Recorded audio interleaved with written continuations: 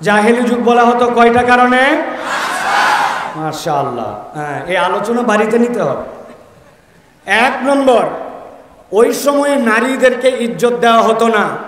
নারী ছিল ভোগ্য পণ্যের থেকেও নিম্ন।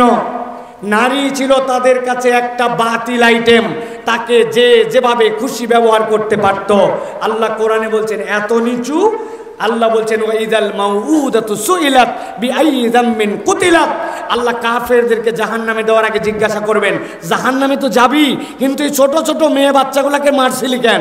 এই উত্তর আগে দে, তারপরে জাহান্নামে যাবি। তাহলে নারীদেরকে কেমন নষ্ট, কেমন বাতিল, কেমন ভোগ্যপণ্য, কেমন মূল্যায়নহীন তারা ব্যবহার করত, এটা হচ্ছে তার এক নম্বর কারণ।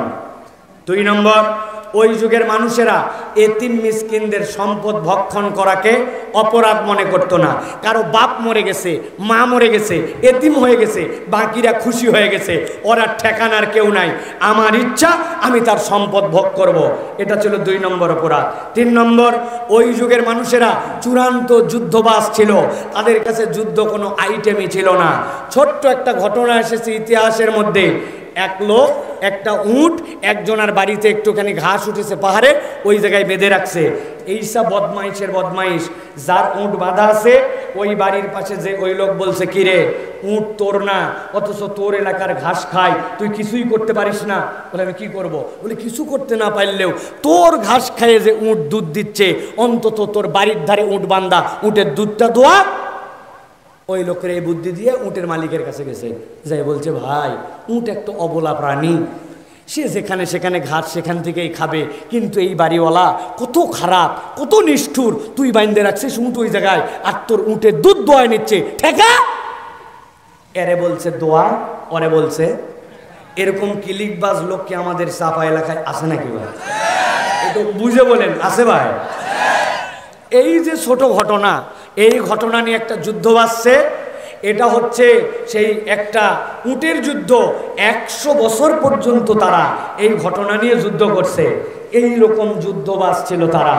4 নম্বর অপরাধ, ওই যুগের মানুষেরা ছিল ওই সময়ে সবচেয়ে বেশি ডাকাত এবং ডাকাতি প্রবণ। আমাদের দেশে একটা ডায়লগ আছে, জোর যার, বাবা সবাই জানে দেখি, জোর যার। ওইখানকার মানুষের এটা একটা বড় অভ্যাস ছিল, আমার ক্ষমতা, আমার পাওয়ার, আমি যেমনি ইচ্ছা ভোগ করব, তোমার ঠেকানোর কোনো ইচ্ছা নাই।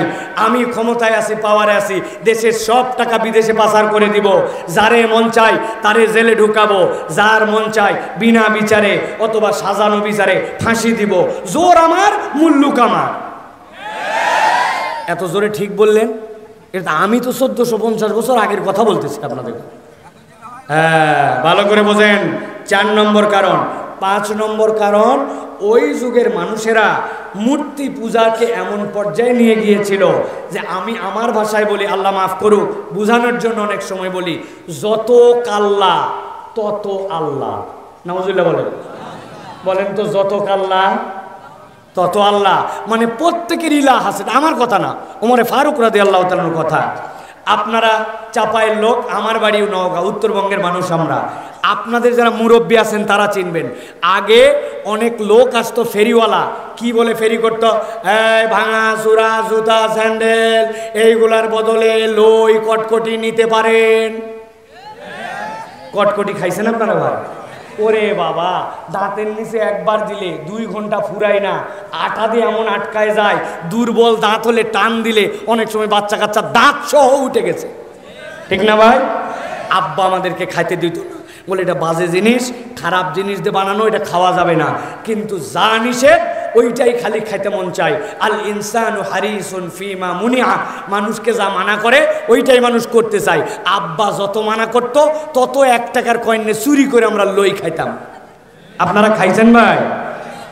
হযরত ওমরে ফারুক বলছেন, আরবের লোকেরাও এক ধরনের লই বানাতো, কিন্তু ওরা লই বানাতো কেমনে? ওরা ওইটা ঘুঁটে ঘুঁটে ঘুঁটে ঘুঁটে ওইটা যখন আঠা হয়ে যেত, ওইটাতে একটা মূর্তি বানাতো। মূর্তি বানায়া নিজের হাতেই বানাইছে একটা মূর্তি, বানায় বগলের নিচে নিয়ে বলছে, এটাই আমার ইলাহ। হযরত ওমর বলতেছেন, ওইটা বগলে নিয়ে আমরা গেছি দুম্বা চড়াতে। মাঠের মধ্যে দুম্বা চড়াতে চড়াতে দুপুর হয়ে গেছে, আইরে খিদা লাগছে, বাড়ি আসতে আসতে দেরি হবে। চিন্তা করছে আমার ইলা হোক, মাথার দিক খাবো না, গোড়ার দিক খাই। ওমর রাদিয়াল্লাহু তাআলা বলছেন অর্ধেক খাইয়ে ফেলাইছি। খাওয়ার পরে আরও খিদা লাগছে, বাড়ি আসতে আসতে গোটা ইলা খেয়ে ফেলছি।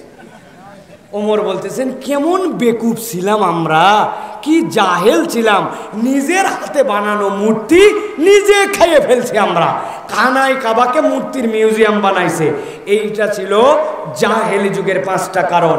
নারীর মর্যাদা ছিল না, এতিমের সম্পদ ভক্ষণ করত, জোরজার মুল্লুকতার, যুদ্ধবাজ, আর তারা সামগ্রিকভাবে মূর্তি পূজারী ছিল।